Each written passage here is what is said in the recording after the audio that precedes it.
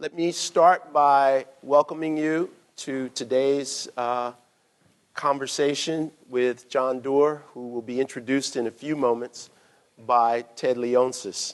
But I just want to take an opportunity to introduce Ted, who is a Hoya alum. He's also someone who's been, in more ways than I could count, supportive of Georgetown University and its evolution and development, and even more specifically, to the McDonough School of Business. Just a bit about Ted. Ted is the founder and chairman of Monumental Sports. Some of you may be familiar with it as the owner of the Verizon Center, as well as the teams that occupy the center, such as the Wizards. Ted is also the co-founder and partner in Revolution Growth Fund 2. And I had the opportunity to hear Ted, as many of you did, speak last week, and I realized that he named the fund after himself. Because if revolution is about change, ever since Ted Leonsis left the gates of Georgetown and even before, he has been about changing the world in so many fundamental ways. If you know his history and his activity as an entrepreneur and a thinker. Ted is also chairman of the board of directors of Groupon, serves on the board of American Express, as well as a number of other companies that he's been involved in, public and private. So with that, I want to bring Ted up to introduce John Doerr and say thank you, Ted. Good to see you. Thank you. It's great to be here. Thank you. Everyone knows how much I love Georgetown, how much I love this community and this great third place. And it's really a family environment. And my good friend John Doerr is here, and his family is here. I don't want to embarrass you, but beautiful wife and daughter here. And my son is here. My son, as you know, is a student, so we're keeping it all in the family. And when I found out John was coming to Washington, D.C., I said, would you do us the privilege and honor to come and address the business school? And gracious enough to say yes. And John doesn't really need a lot of introduction, but I wanted to introduce him not so much as the really an iconic figure in Silicon Valley, and with longevity. It's not a one-hit wonder. It's been the personal computer age, the first age of the internet, today social media. But what I admire most, and it's really what Georgetown is all about, is the integrity, both intellectually and from a individual standpoint, on how he has chosen the entrepreneurs and companies that he would work with, and how he helped them to do the right things the right way. And so his reputation is impeccable. And he knows how to pick and back winners, and through his experience, he's here really to talk to us about that entrepreneurial experience and how you can internalize what the next new big thing might be. So no further ado, John Doerr.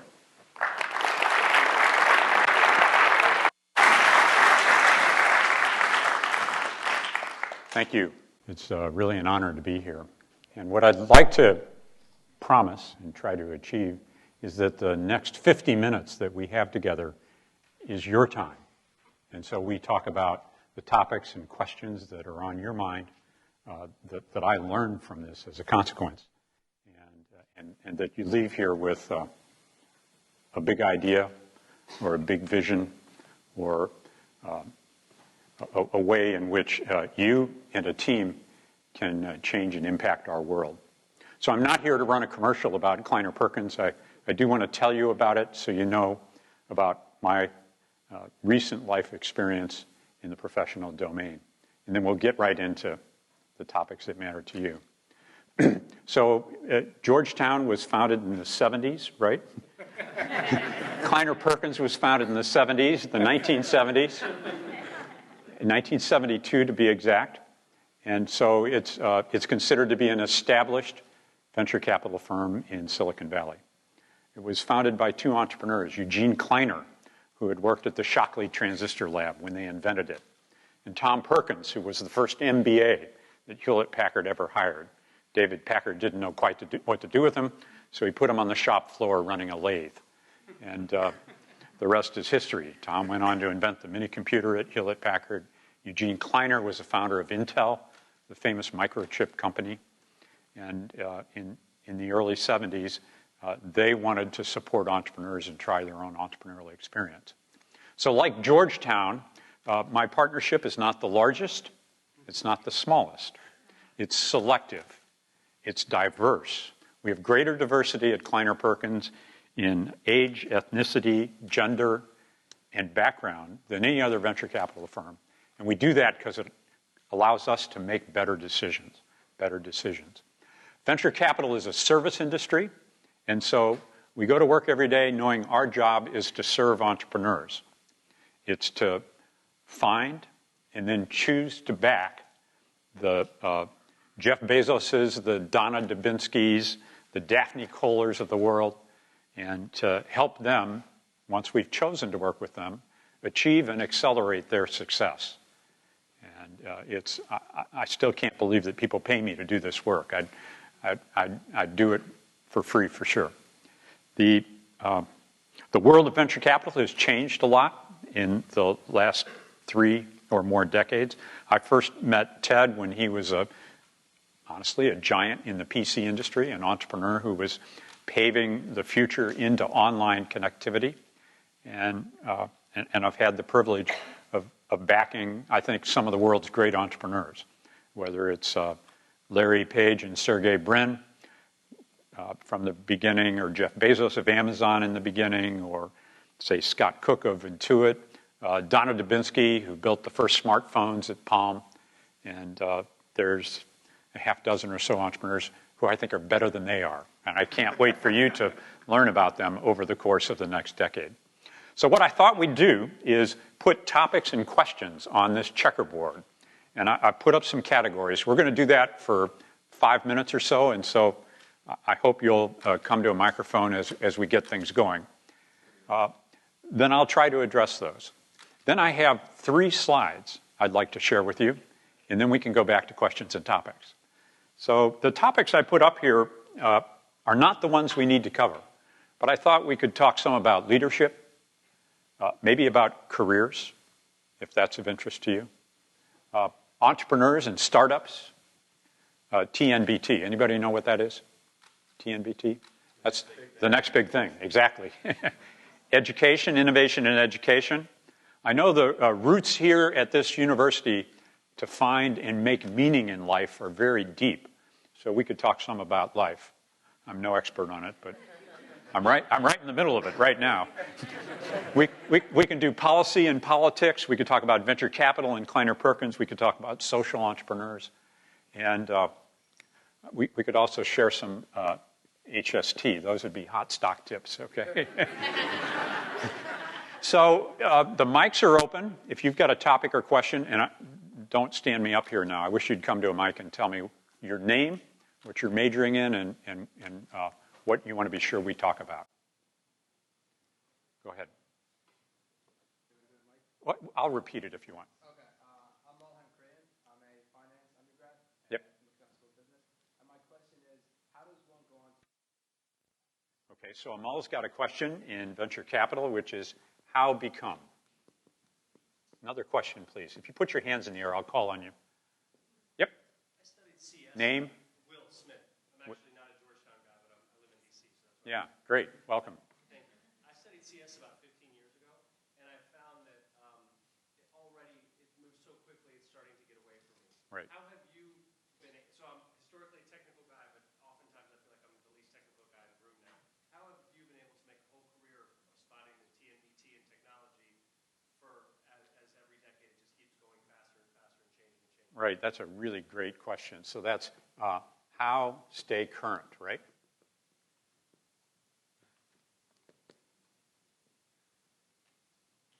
I'm Jamie Stoll. I'm assistant dean here in executive education. With the FBI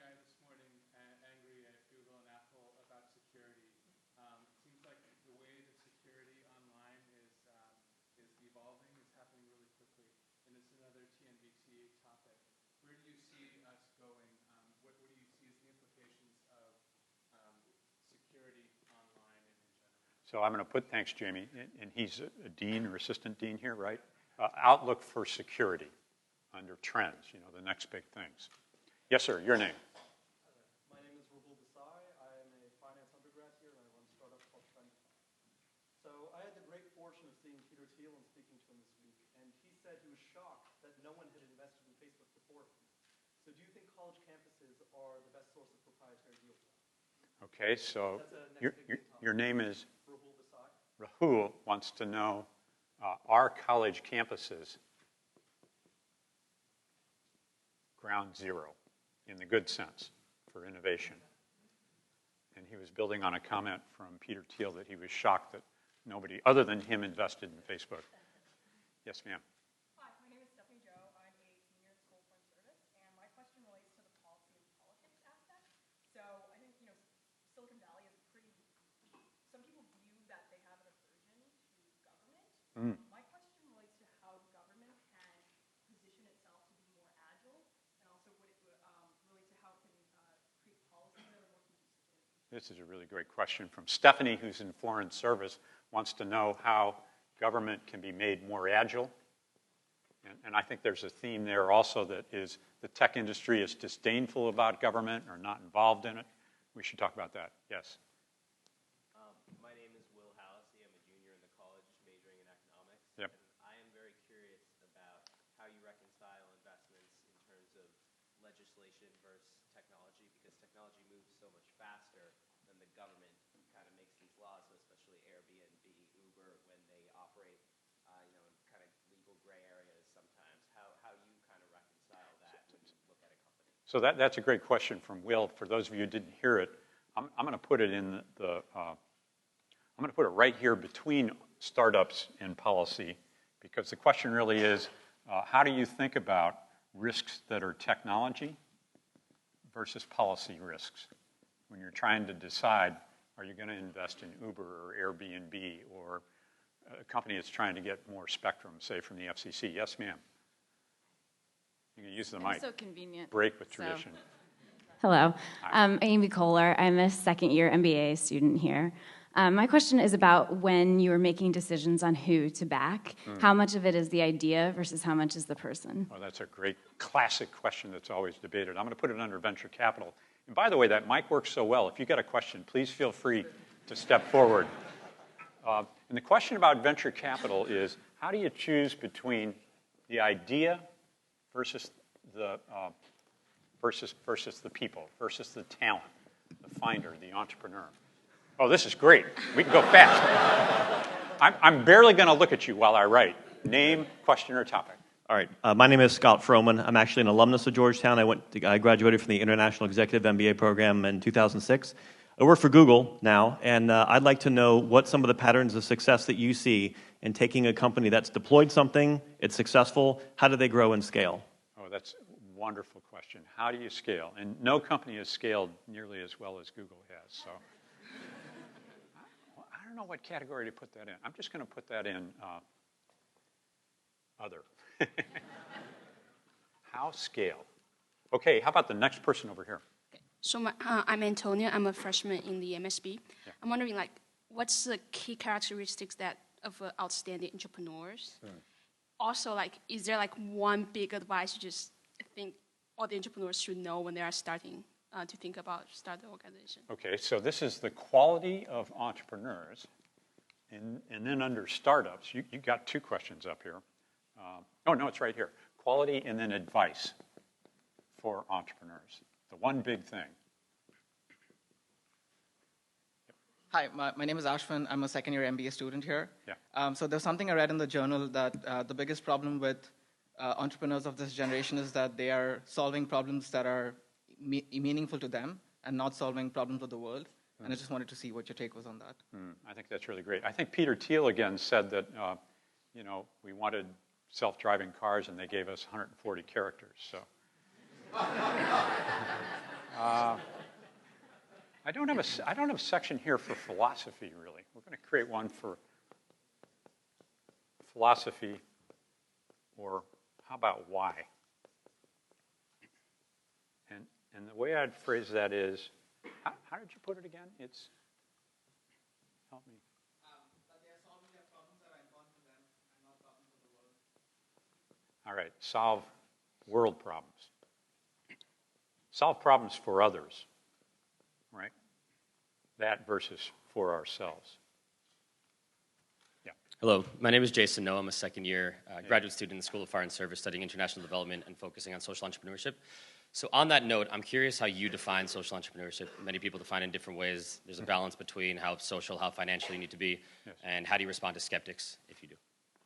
I'm going to put that under entrepreneurs, entrepreneurship. Oh, we got it right here. How define? How define and defend, maybe, in front of the skeptics who maybe don't get it, or if they do, don't care. Yes? Enrique Novella, I'm a second-year MBA student. I'm interested in knowing more about venture capital entrepreneurship in emerging markets where technology is not developed nor markets. Great question. How about VC in emerging markets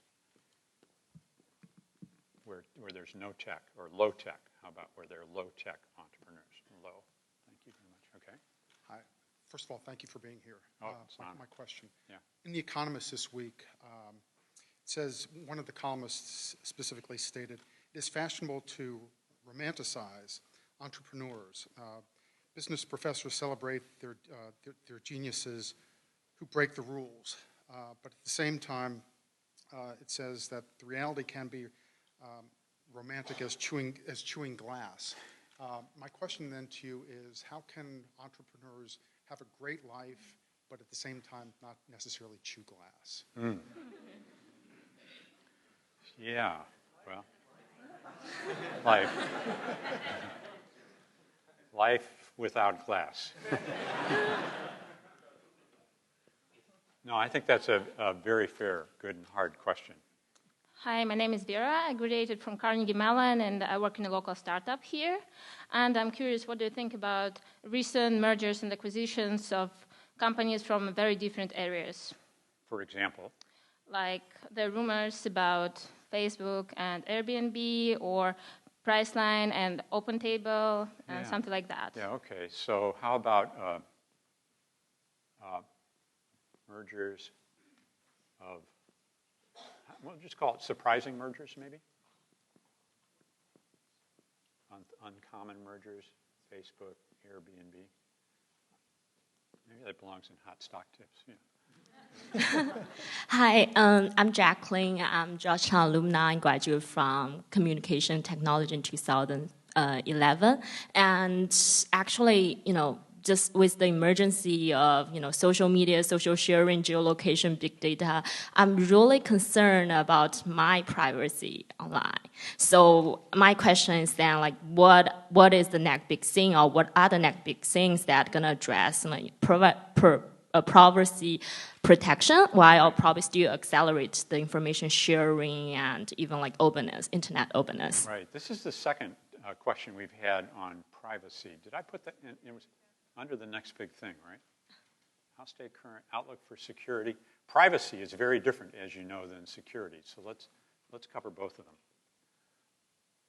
Hi, my name is Jim Anderson. I'm a Georgetown MBA graduate as well. I work locally here at Earth Networks Weatherbug. You may have heard of it. Yeah. I'll sneak in two questions. One is, with the news this week of the climate change summit and all the news from New York, how do you think that venture capital can play a productive role in helping ameliorate climate change? Great. And secondly, and maybe this is a question for Mr. Leonsis, what are the TNBTs in the Washington, D.C. metro area? What are the hot companies or areas of growth in this area? Okay, so that one is for Ted Leonsis. Sorry. Or you. Oh. And the other one had to do with climate. Where do I want to put climate? Politics? Policy? Yeah, we can put under, it's sort of policy and venture capital. It was both of them. So we're going to put it right in the middle of here. Okay? Climate, opportunities for technology to do with that. Here's what I'm going to do. I'm going to get one more question from each side, ask others to take a seat, and then we can come back to some at the end. Okay. Thank you. My name is Martin Levine. I'm slightly past both my undergraduate and teaching careers. I'm living life backwards, having launched a social media startup locally. Yeah. And my question has to do with sort of timing for capital raising. I'm on the cusp of a seed round of capital, timing structure for capital raising. Great. I'm going to put that under startups, okay, or advice. Thank you. Timing for capital raising. Hi, my name is Annie Ain, and I'm an undergraduate in the School of Foreign Service. And I was just wondering, some VCs have said that they thought that the tech bubble is going to burst, like the dot-com bubble, and what your thoughts were on that. And also whether or not you thought that impact investing is a real thing or if it's just a trend. And what do you mean by impact investing? Impact, like conscious capitalism, investment specifically, and social entrepreneurship. That's not quite social entrepreneurship, but I'm going to put it here, okay? Thank you. Impact investing. All right, and for those of you who have other questions, will you please hold on to those? And at the end, I'll tell you how we can continue this conversation if we run out of time here on email, because I would like to connect with you and with everyone. Now, I'm going to confess there's a conceit to this method. And what it is if you ask questions quickly, you get a lot of questions. That's always good, better than paragraphs. And the second thing is I get to choose which of these topics we're going to cover. So I think I want to start with something that's really dear to my heart and my life, and that's entrepreneurs and startups. I have a definition for entrepreneurship that hopefully you'll find appealing. And these are entrepreneurs, whether they're tech entrepreneurs south of Market in San Francisco who are cutting code, or whether they're entrepreneurs in a company, or policy entrepreneurs on the political battlefield, or social entrepreneurs. And this is it. It says entrepreneurs, by definition, do more than anyone thinks possible with less than anyone thinks possible. That's my definition for entrepreneurship. It's more than anyone thinks possible, way more, in a really surprising way, with less than anyone thinks possible. And entrepreneurs are my heroes. It's certainly not the only socially important or powerful function, but entrepreneurs are the great disruptors. Oftentimes, they'll start a business or imagine a new world because they don't know any better. And I say that with deep respect because inspired to see the world differently, they'll achieve it, whereas the naysayers would not even try. Entrepreneurship, I think, is a deeply American quality. It's not unique to America, but our nation was a nation of entrepreneurs, of rebels, of risk takers. And entrepreneurship, I think, is the source, as Ted's partner Steve Case would say, startups, of job creation in our country. The large companies, they're not creating new jobs compared to what's going on in the entrepreneurial scene. The one big piece of advice that I offer to entrepreneurs is to have passion about the product or service you're building, and then be very choiceful, very thoughtful in building your team. So I'm high-centered on what's the product or service, and then how good is your team. The entrepreneurs who are not committed to building a team are not going to make a difference. Ideas, I believe, are amazing. I worship at the altar of ideas. I love innovation. I'm addicted to it, as many of us in this auditorium probably are.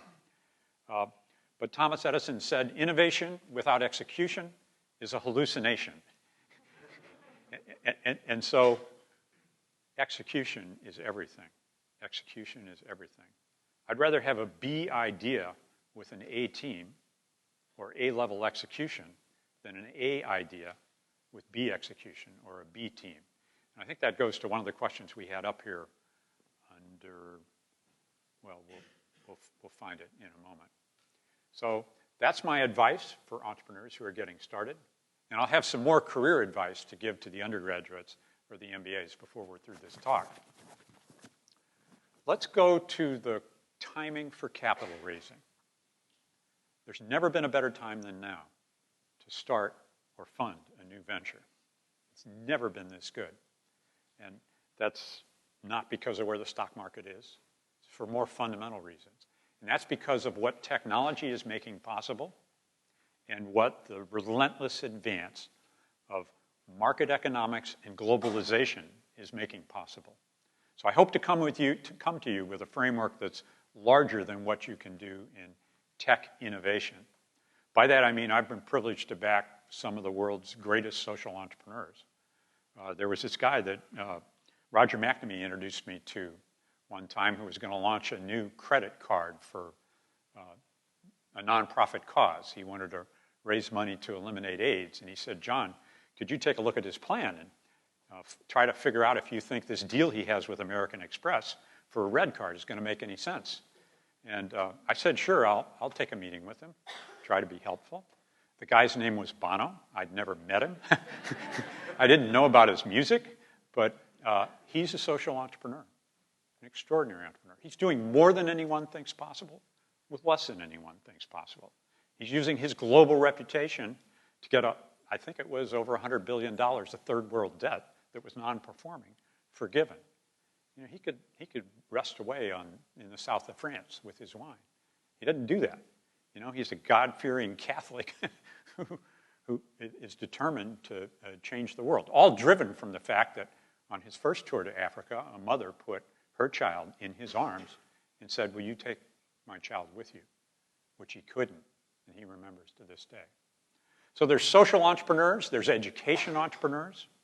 Saul Khan, he was a hedge fund manager, I should say, who left, inspired by teaching his niece Nadia how to do math on YouTube videos.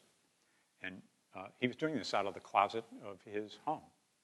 And his savings were dwindling, and it wasn't really working. And he, like me, had the good fortune to meet my wife, Ann, who's chairman of the board of Khan, and they got together and raised the funds. And today, Khan Academy globally serves 10 million unique students every month.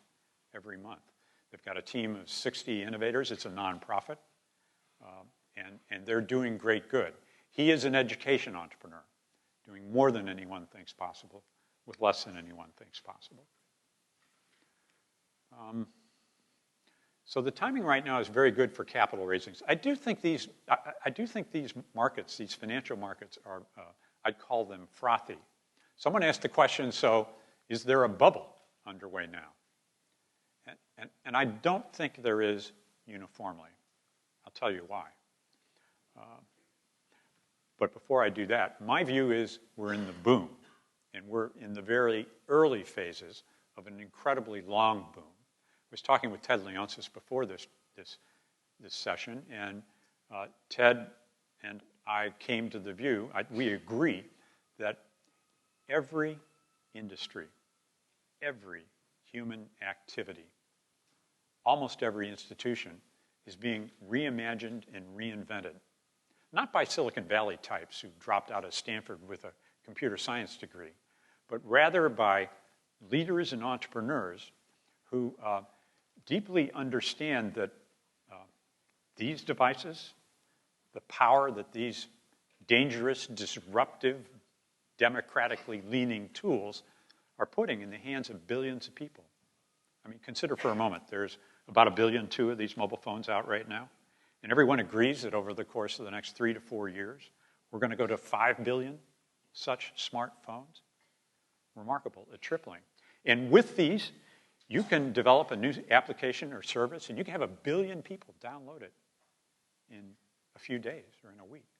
That's never been possible before. These are amazing, Bono says, dangerous devices. They'll overthrow dictators. They can establish democracies. They cause social revolution.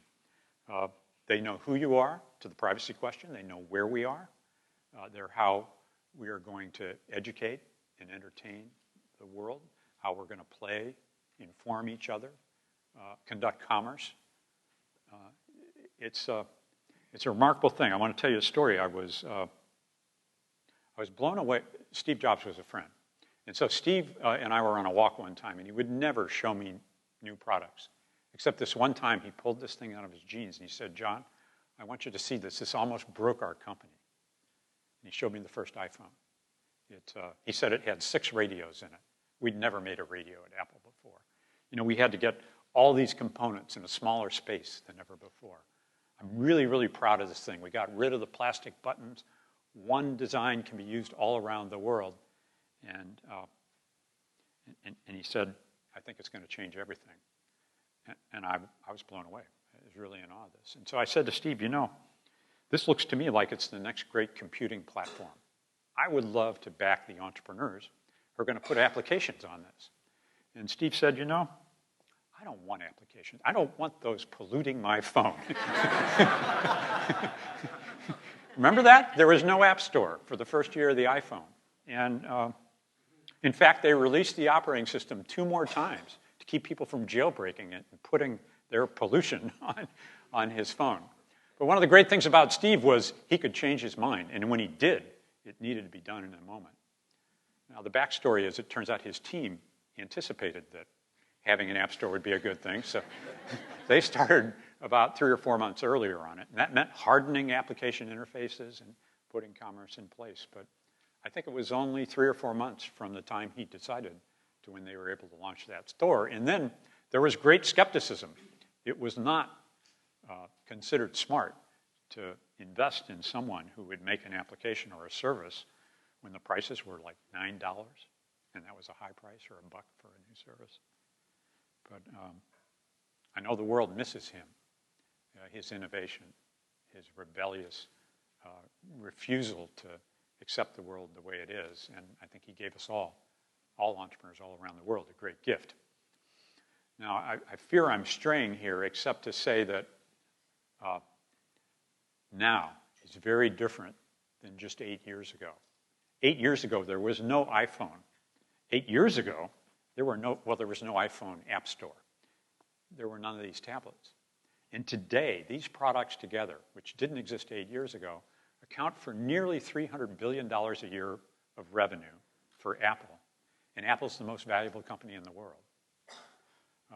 If that doesn't both inspire and I think terrify you at the rate at which things can change, I don't know what will, because as Dylan said, these times, they really, really are a-changing. I'm almost through the entrepreneur category. Great time to raise capital. I think we're in a boom period right now. Really good companies can go public. Bad ones still cannot. Pets.com can't go public in these markets. The threshold's higher. And I hope this boom lasts a very long time. There will be a correction. Now, the question was, how, John, do you make decisions about investing in tech innovation or policy innovation? Does this factor into what you think about investing in an Uber or in an Airbnb? And the answer to that is yes, it does. And I always prefer to take on technical risk versus policy risk. I bet Ted feels the same way. I'd always rather take on technical risk than market risk. What is it about market risk and policy risks that makes those more challenging? First of all, removing market risk is really expensive.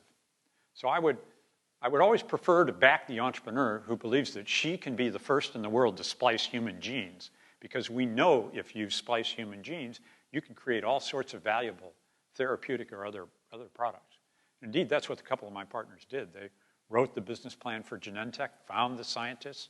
We invested all of $120,000 in $10,000 chunks over a year to buy 17% of Genentech, which was sold to Roche for $70 billion. That's the power, I think, of the leadership technical innovation.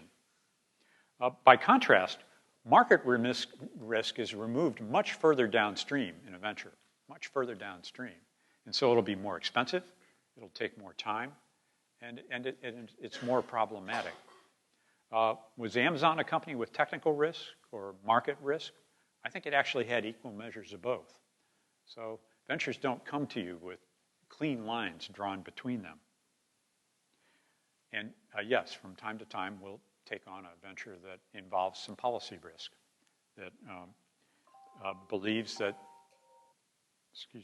that believes that the world order can and ought to be changed, and that's worked out, and it's not worked out. My assumption about policy, going in assumption, is it's going to stay the way it is. It's going to stay the way it is. It's not going to get better. It's not going to get worse. So about 8 years ago, we launched a major initiative to invest for innovation in green and energy technologies.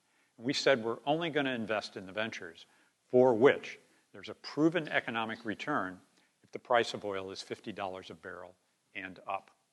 So we made a pretty conservative assumption. But we knew a lot of these innovations would fail if they were below that price point. Hard to raise funding, takes more capital, longer period of time, but the markets are enormous. I'm proud of what we've done there. Some of the ventures have failed spectacularly, but you just look around and companies like Solar City or Tesla are clearly on the verge of building very, very large global multi-tens of billions of dollars of businesses. Okay, I think we've covered a lot of this topic. Let's go to the next big thing. How do you stay current in technology, John? A few ways. One, I read a lot. I'm a voracious reader. I get 6 good old physical newspapers delivered to my home every morning. I subscribe to probably 100 magazines. I spend a lot of time online. I read. I don't have as much time as I'd like to read, but I think the one thing I got out of my undergraduate education, sort of the second most valuable thing, was love or hunger or mania for trying to continue to learn. So for those of you at Georgetown, if you can leave here with anything, I don't think it's a degree in a particular field. It's that love for learning and continuing to learn, because as the computer person pointed out, whatever it is that we learned about computer science, that way of thinking is still valuable. I'm kind of pretty fearless about learning about new fields, like machine learning, but the stuff I learned about compiler construction is just not relevant anymore. And so, love learning. You want to love learning, choose courses that are taught by the best professors. If you have the freedom to take anything that you can at Georgetown, nothing will inspire you more than making the list of the best professors, regardless of the field, and signing up for those. The other ways I stay current is I built a network of really smart people that I like to hang around, and I learn a lot from them to this day, whether it's Bill Joy or Larry Page or Danny Hillis, or there's a lady I'm learning a lot about the healthcare industry from, Jeannie Kim. Watch out for Jeannie Kim. I think we're going to hear much more from her. And so choose your friends for learning as well as for fun. Now, my second daughter is about to leave home, maybe to come here. But to get ready for that, Ann and I decided every Wednesday night we'd have 6 Stanford kids over for dinner. So we've got a set of surrogate sons and daughters. And they're from the law school. One just dropped out of the computer science program to start a company. There's a liberal arts major there, and that's you'd be amazed what college kids will do for a great dinner. So cultivate those networks, not the Facebook networks, but the person-to-person networks that can keep you current. I will toss a plug in here for services like Coursera. I'm, for the second time, struggling my way through machine learning taught by Andrew Ng at Stanford, but you can learn a lot there. I think what I'd like to do is jump over to some more next big thing topics and ask Ted Leonsis, if you'd use your mic, to tell us about the startup scene in Washington, D.C. Time to launch a company. We have the most wired community. We have the smartest and most diverse community. It is a global world. If you look at the companies that have built value, they've gone global. There's 2.5 billion people connected, high-speed internet around the world, less than 200 million in the United States. So that we speak 85 languages in DC, that we have great IP from all of the universities, that there's a lot of money that's available, that the government really here will support a lot of these companies as an investor, as a user, makes what Washington, D.C., I think, the greatest city, and we believe in the rise of the rest. John's really, really smart. Steve Jobs was really, really smart. The next Steve Jobs isn't going to come from San Francisco. Maybe he'll come from D.C., but he'll probably come somewhere in India or China. And so it's incumbent on us to be able to take this level of creativity and diversity and support it and get going. Georgetown's a hotbed of creativity. One of our favorite investments is Sweetgreen, enabled by mobile technology, enabled by young people saying, I don't want to eat bad food, I don't want to not be healthy. And so we celebrated 3 entrepreneurs who said there's a better way to feed young people and get them at an early age to live lives that are healthy and organic. And so there's lots of companies here that we're investing in. We're hoping John will see some of that and that we can start to make our own Silicon Valley right here in Washington, D.C. Thank you for that. That's great. So nobody took the bait that I put out there to talk about careers or career advice. And so what I'm about to say is worth exactly what you paid for it, which is not very much. But it does go to, I think, a bit of how you can be an entrepreneur without grinding glass. And so what I found worked for me, and there's a lot of projection going on here, is when you begin your career, select for the places where you're going to learn and grow the most, not just for the compensation. And then build a strong foundation of experiences. And now I'm kind of directing this to the techie types who might disdain getting close to customers or selling or managing. Go get that experience. Make those mistakes maybe on somebody else's money as opposed to your own. Always, always network. And you want these to be lifelong, personal networks. As I was transitioning out of college, even though I knew I loved Intel, I interviewed at 30 different places. I kept those relationships alive, and I learned something about the difference of the cultures in Oracle or Hewlett-Packard. Your senior year, in my view, your grades don't matter at all. What matters is the networking you're doing in whatever worlds that matter. If you can, find and sustain a couple of mentors. And then I suggest you get in on the ground floor of whatever the highest growth company, highest growth opportunity is. In my day, it was Intel and then Google, and today, who knows? Uber's gotten pretty big. But the thing about a high growth company is you're talented. You wouldn't be here if you were not. If it's growing rapidly, that means there's enormous opportunity being created for you without you having to climb over the back of somebody else to get more and more responsibility. I think Ted would affirm that's how things work at AOL. But I suspect there'll come a time when you're going to swing for the fences, when you're going to do a startup. You do not have to do that right now.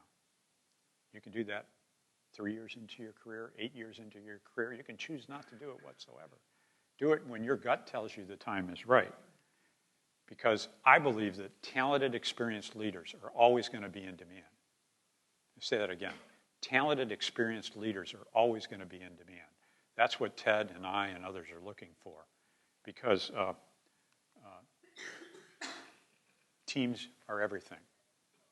Now, the other piece of advice I have when you're looking around for an organization to join or a place to invest the next phase of your life is to look at the culture of the place. And if you're attuned for this, you'll be able to figure it out. A friend of mine, Randy Komisar, wrote a book called The Monk in the Riddle. Anybody here read The Monk in the Riddle? It's the story of Lenny in the dot-com era. And Lenny's founded a business called funerals.com, which is going to be an online service to sell caskets and other sorts of funeral accessories to the bereaved. And so Lenny started to hire aggressive, hard-charging e-commerce. And it just wasn't working. It didn't connect with the customers. People left when he missed his sales quotas and so forth. But Lenny had an advisor. He had a mentor, a guide, who in real life is my partner, Randy Komisar. And Randy said to Lenny, let's reimagine your relationships and your culture. And what if we built a community among the bereaved? And we made that e-commerce be secondary. And all of a sudden, when Lenny got his values right, his mission statement right, his vision right, he could attract and retain talent, and the site started to work. So that book, The Monk in the Riddle, is one of 3 I'll recommend to you at the end of this story. It's a parable of entrepreneurship. So what Randy saw, and then I extended, is a contrast really in cultures. 2 extremes, if you will. On one side, the mercenaries, and on the other side, the missionaries. And no one company lives on one or the other of the poles of this spectrum. But Andy Grove used to say, only the paranoid survive. And so in a mercenary culture, there's an enormous amount of drive.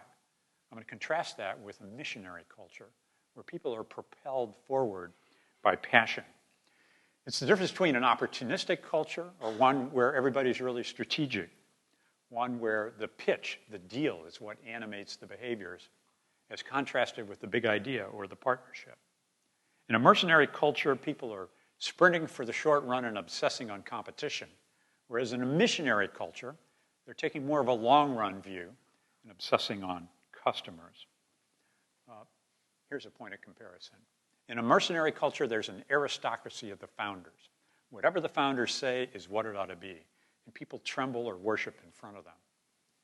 A missionary culture is a meritocracy. You get all the ideas out on the table, and you arrange for decision-making around the best idea, always winning. The best idea is what wins. In a mercenary culture, you care about the financial statements, and culturally, you're kind of a loner. You're on your own. In a missionary culture, it's the mission and value statements that trump the financial statements. And there's a culture in the company of mentorship, teams, team building. I think it's the difference between an attitude of entitlement and a word that first came into my language around Hewlett-Packard, where the goal was for everyone to make a contribution to the enterprise. It's the difference between, say, a deferred life plan and a whole life that works. Or the lust for making meaning versus the lust for making meaning and money. Anytime an entrepreneur comes to me, a tech entrepreneur, and says they're not really interested in making money, I'm kind of suspicious. But you can do more than make money, and money, whether you are a social enterprise intended to break even, or a for-profit enterprise that's losing money, that's most of the businesses I'm involved in. I think money is a measure of the sustainability of the enterprise. I think it's the difference between success or having success and significance. Our friend Walter Isaacson at the Aspen Institute says this is, the good life well lived. And as I've grown to know Georgetown, you made choices to come here. And I think many, if not all of you, chose this place because of its values. Now, as I said in the beginning, I want to repeat, there's no single right answer here. I can show you and name very mercenary cultures in Silicon Valley that have built powerful, successful businesses. And I can name some businesses that are all on a mission and missionaries. Probably the truth lies somewhere between. So I offer this to you so that you can be attuned to it when you're interviewing and when you're deciding where you want to go. I'd close with this notion of leadership. I worship at the altar of ideas. Innovation is super important. But relatively speaking, those ideas are easy. It's execution that's everything. And so if you can learn one thing at Georgetown, if you can get one set of experiences, they would be to learn to be a better leader. Because it takes a team to win, and it's leaders that are in the most short supply. That's the end of the regularly scheduled programming. We can return to some of these questions and topics. I'm going to try to go very fast. How did I become a VC? I was working at Intel and wanted to start a company. I'd heard venture capital had something to do with starting companies, so I cold called some venture capital firms, and nobody would give me a job. But later on, I found that one venture capital firm, I didn't know its name, Kleiner Perkins, Caulfield Byers, sounded like a law firm. They were looking for a junior gopher to carry around bags and read business plans, and specs were technical background, outward-facing, comes from a name brand Silicon Valley company, and lived in the Valley with a network, which I did not at the time. I lived in Portland, Oregon. So I interviewed for this job. It was a remarkable interview. There were 4 partners interviewing me all at once. I could barely get a word in edgewise. And I'm convinced that's why I got hired to join this outfit, Kleiner Perkins. And, it's truly the case of a lucky person, right place, right time. I'd come from Intel. I could spell microprocessor. Nobody else in the venture industry could. And so I was lucky then to back entrepreneurs like Ted and Steve Case and Mitch Kapor and Rod Canyon and a variety of first PC companies and internet companies. But I made Kleiner promise me that if I joined them, they'd back me in starting my own company. And they delivered on the promise. So after a couple of years there, I left to be the founder of a startup CAD company. And I ran that until it was clear I could get somebody better than me to run it, which I did. And so mine is a pretty unusual partnership in that people write the business plan for Genentech or Hybridtech or Silicon Compilers or At Home in our offices, and we'll back them in that regard. I found I loved ideas and people and technologies and markets, and that's how I got to where I am. Let's see. How do you choose the idea versus the people? I think I've already answered that question. I think the people and the team and the founders are more important than the ideas because you need a team to execute. How about venture capital in emerging markets? I don't have experience with startups in other markets. We've made investments in emerging markets in larger companies. JD.com, which is the Amazon.com of China, which is a business serving China. Or Spotify, for example, which is serving music all around the world. I've observed businesses in Africa, for example, that are using cell phones for transactions and clearing. But I do believe this. I don't think entrepreneurship is the property of Silicon Valley. I think Silicon Valley is a state of mind. And it can be anywhere. It can be for anyone or any country. And the more powerful idea than the Valley is this idea of entrepreneurship.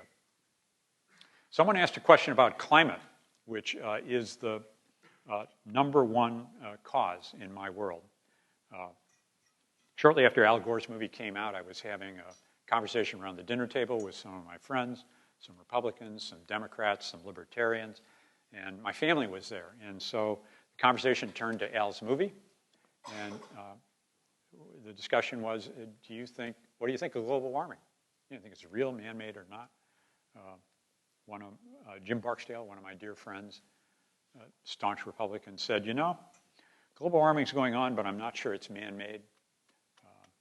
Somebody offered another point of view, and then it came to my daughter, Mary, who at the time was 16. She said, Dad, I'm angry and I'm scared. Your generation created this problem. You better fix it. and so with that, my partners and I set out and we raised $1 billion green growth fund that's doing very well. And began venture investing in breakthrough technologies. This is really important because I think more people are going to die from starve in Africa, 100 million people, as a consequence of climate change than any other man-made cause. And the Africans who will die are the ones least responsible for this problem and least capable of doing anything about it. So this is a matter of social justice as well as our responsibility to this planet, in my view. I'll stop my editorial in just a moment. But the remarkable thing is that Americans spend more on potato chips every year than our country does on energy R&D research. Energy R&D research. And so if you see a problem like this, I feel compelled to try to change it. A group of us went and got funding, got established an agency called ARPA-E. Kleiner backed about 50 different companies. And some of them are really substantial businesses like Bloom Energy, $500 million of revenues. There's innovations in the labs that the one I'm most excited about is an entrepreneur who's figured out how to triple the energy density of a battery. Everybody loves Teslas, but they cost way too much. That's not going to change the world.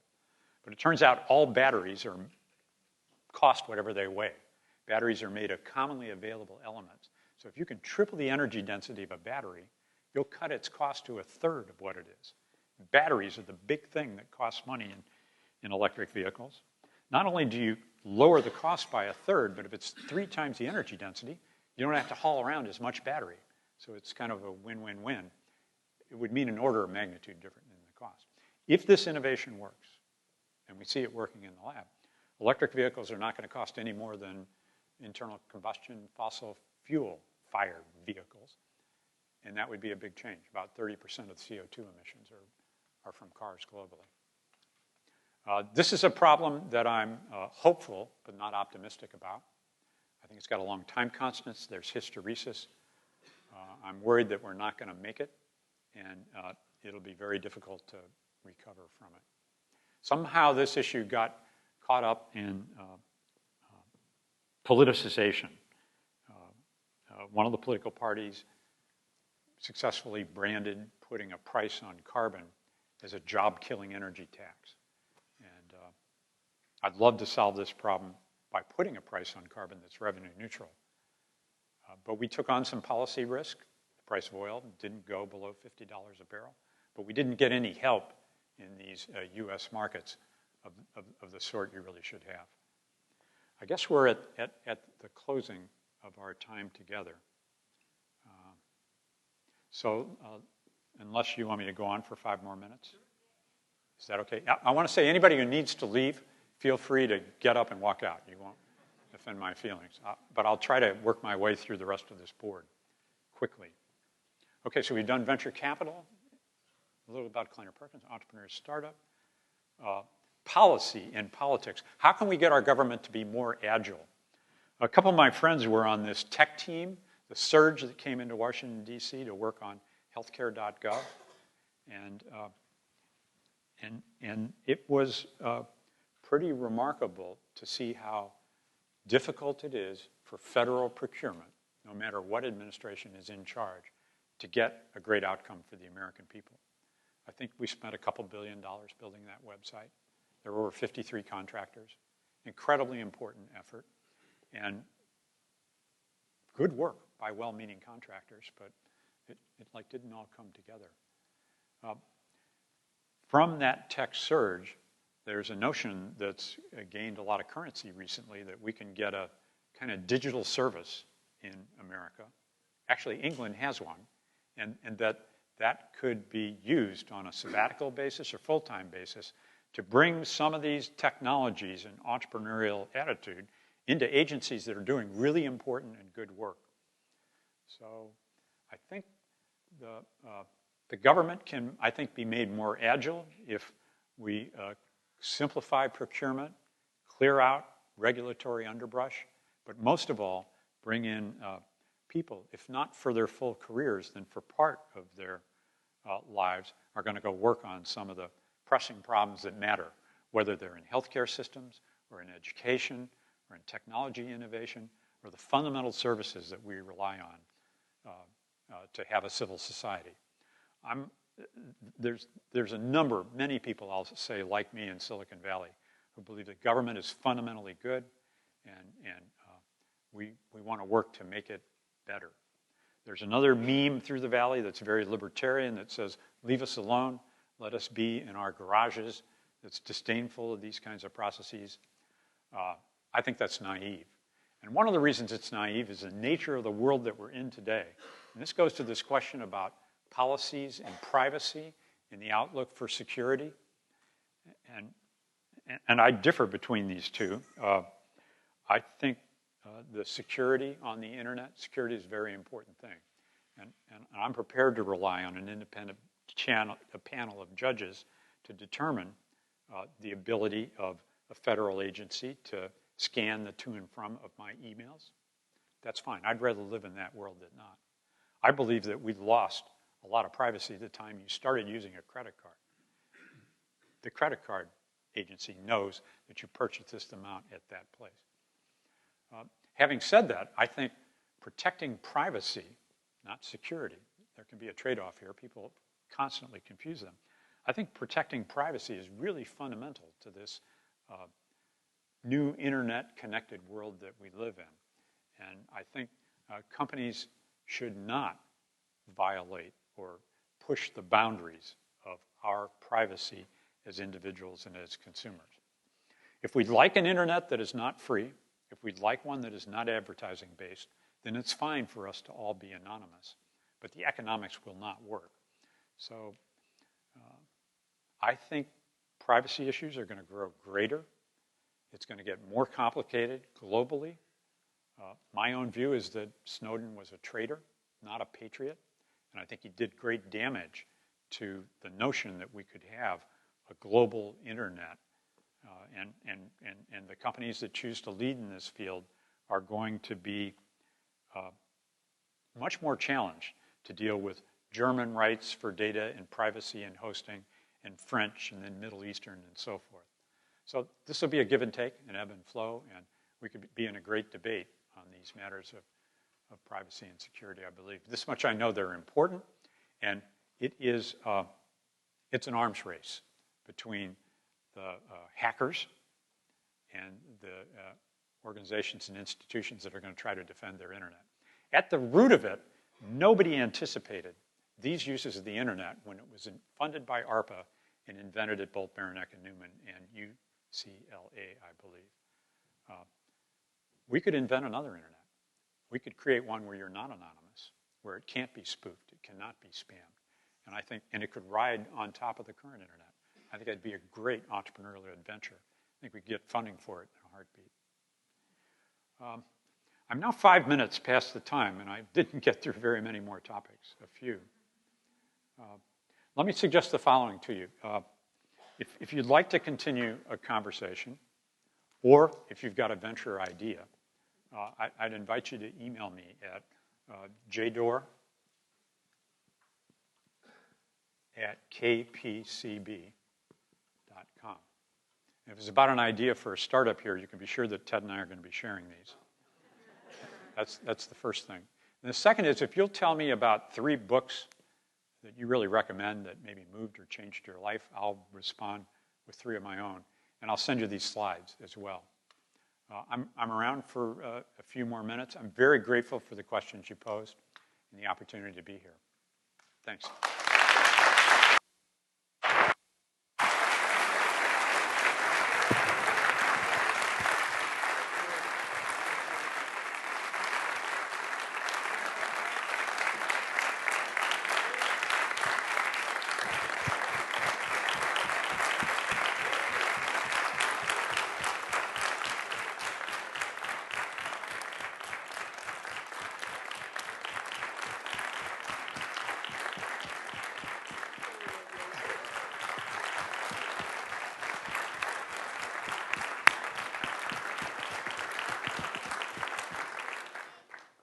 Okay. On behalf of the Georgetown McDonough School of Business and the Georgetown community, John Doerr, we'd like to thank you for spending this time with us. You are a model of the kind of leadership and the kind of innovators that we are trying to create here at the McDonough School of Business. So we know that we've been blessed to have this time with you. And thank you also for inviting us to continue the conversation with you. So thank you again.